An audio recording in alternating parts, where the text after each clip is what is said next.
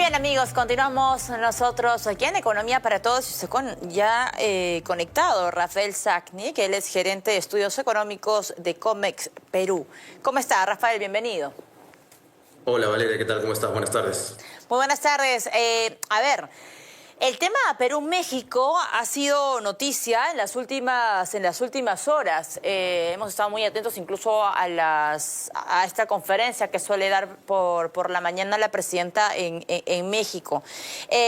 Con respecto a la suspensión de las relaciones diplomáticas, México ya dio su postura.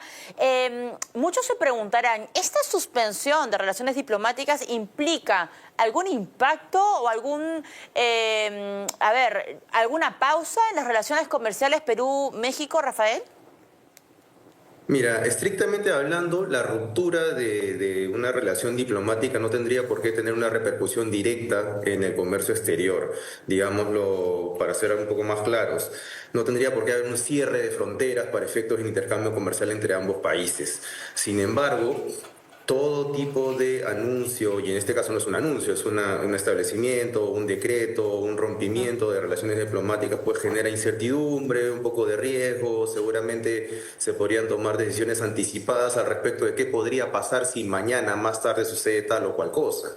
Si, por ejemplo, mañana más tarde se deciden tomar políticas públicas restrictivas o de entrampamiento al comercio exterior que debiliten pues la fluidez entre el comercio entre ambas partes, tanto desde el Perú hacia México como desde México hacia Perú, ¿no?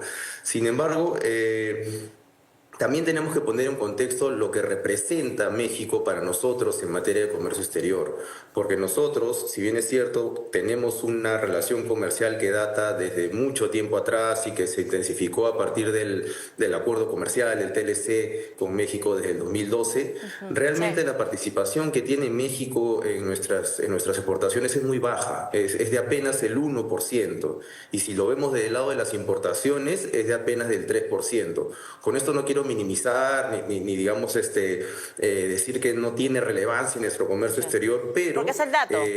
obviamente es un dato, exacto, son datos, son cifras que de alguna manera nos debería llamar a no estar tan alertas o no en tanto riesgo en nuestro comercio, ¿no? Porque digamos no estamos hablando de nuestros principales socios comerciales como sí lo son China, Estados Unidos, India, Países Bajos, los países asiáticos y demás, ¿no?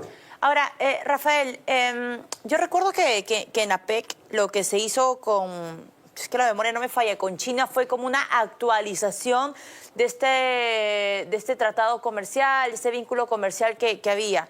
En caso ocurra eso con México, ¿esta situación de la suspensión de relaciones diplomáticas podría afectar o tampoco son como dos canales por separado?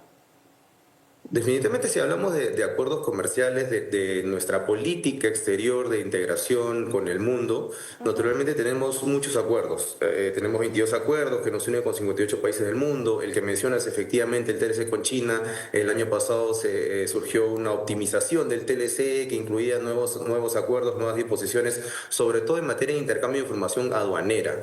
Eso no tendría por qué, digamos, una ruptura de una relación diplomática con el país vecino, en este caso con México, no tendría por qué tener repercusiones en nuestro comercio global, menos aún en nuestro principal socio comercial. Viendo quizás de alguna manera riesgos asociados a ello en materia de facilitación de comercio, como te digo, habría que plantearse escenarios por ejemplo, en los cuales pues se vayan a establecer normativas, disposiciones en los cuales se puedan revisar mercancías o buscar entrampamientos del lado aduanero.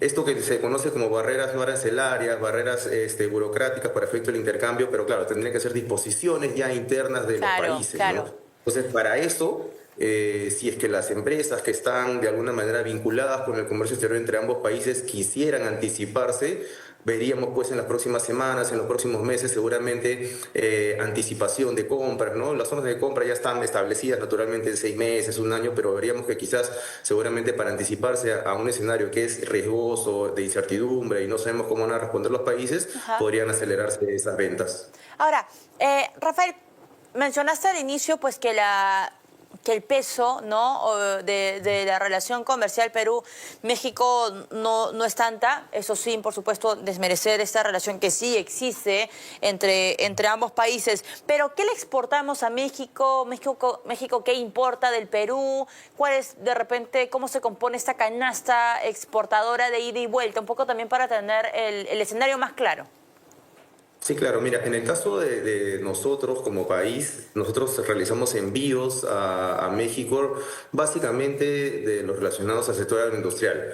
Uvas, cacao, un poco de mandarinas. Y en el caso de nosotros adquirir productos de ellos, estamos hablando de algunos vehículos, artículos para el aseo personal, champús, artículos alimenticios. En realidad, son contados con los dedos de las manos en realidad los productos que tenemos intercambio con ellos.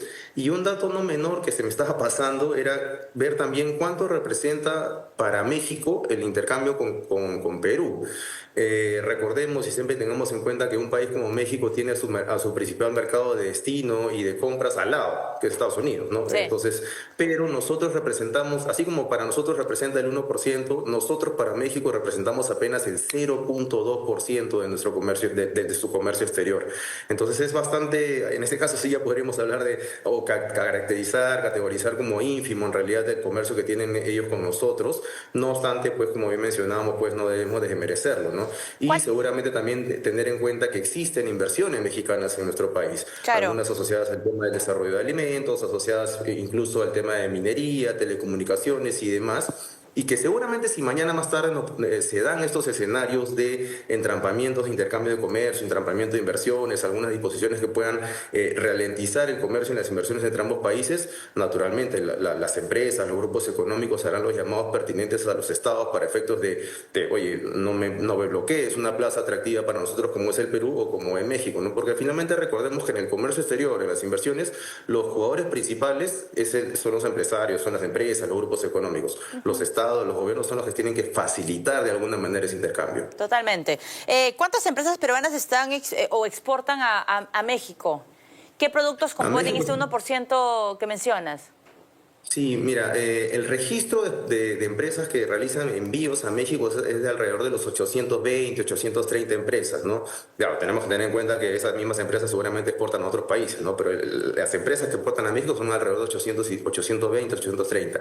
En el caso de las importaciones, estamos hablando de que son más de 2.500 empresas que realizan importaciones desde México, de un universo de 35.000 empresas, ¿no? Tengamos en cuenta que en el lado empresarial seguramente es mucho más, el volumen de empresas es mucho más de importadoras que de exportadoras.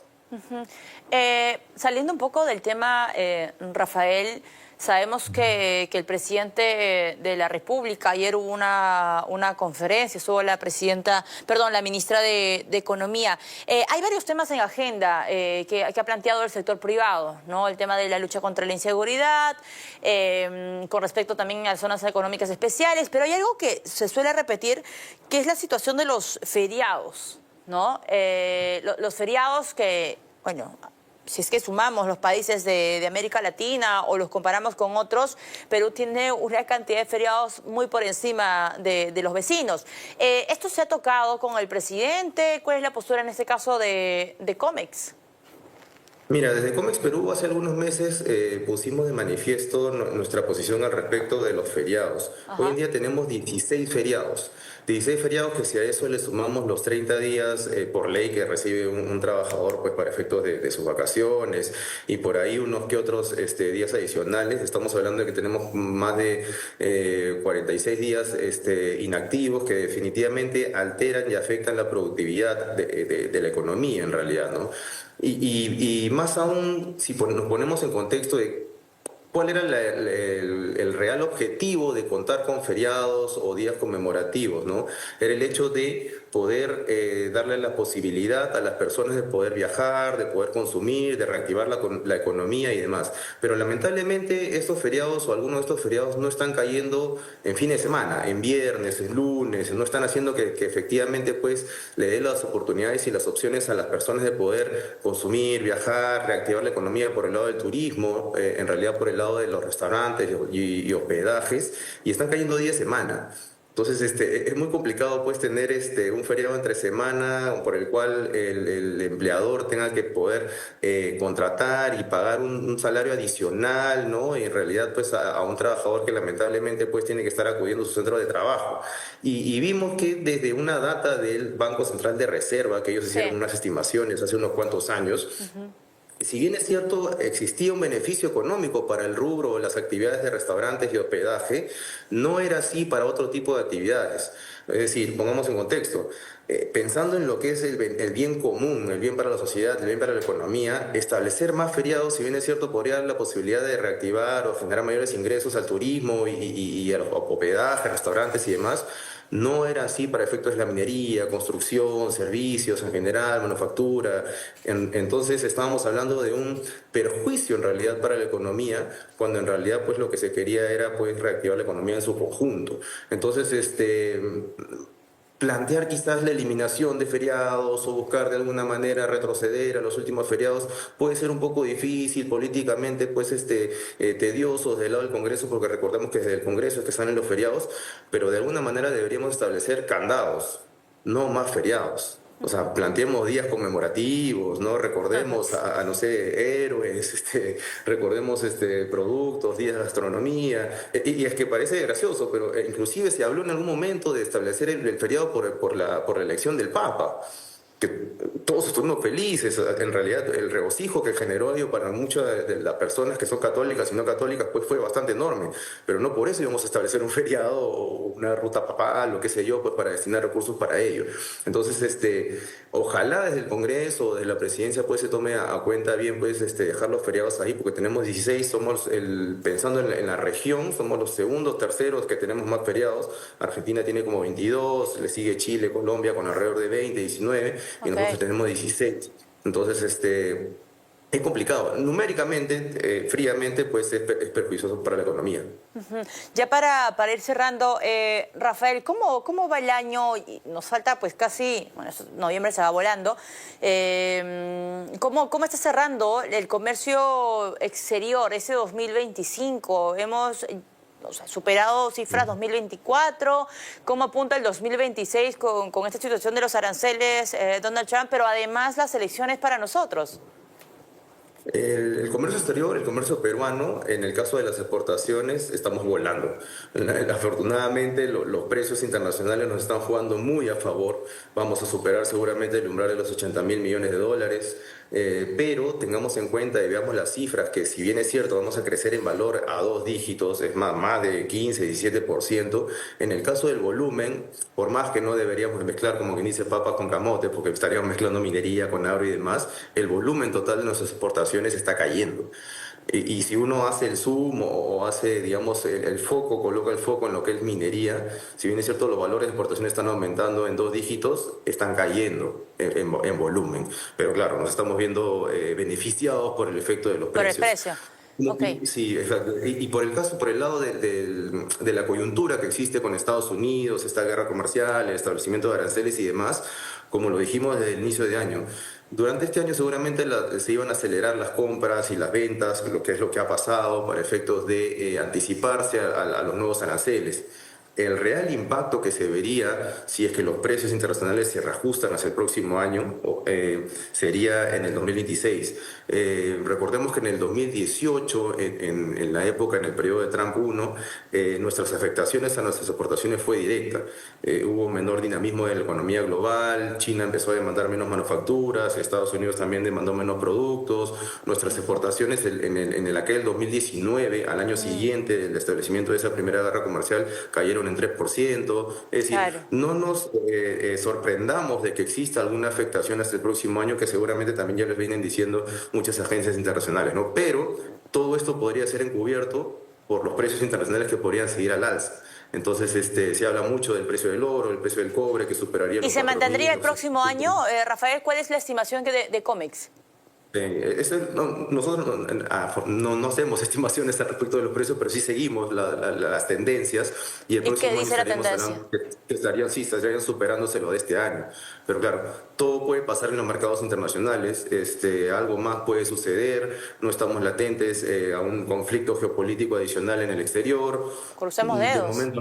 De momento no se habla de un fenómeno de niño, ¿no? Pero claro, como bien mencionabas en tu pregunta, ¿y el periodo electoral qué? O sea, hoy en día tenemos 37 candidatos, se van a reducir a dos. ¿Quiénes van a ser esos dos? Si bien es cierto, en muchos foros empresariales ya se viene discutiendo o mencionando que el riesgo político, la inestabilidad política está interiorizada en las órdenes de compra, de envíos, ¿no? Sí.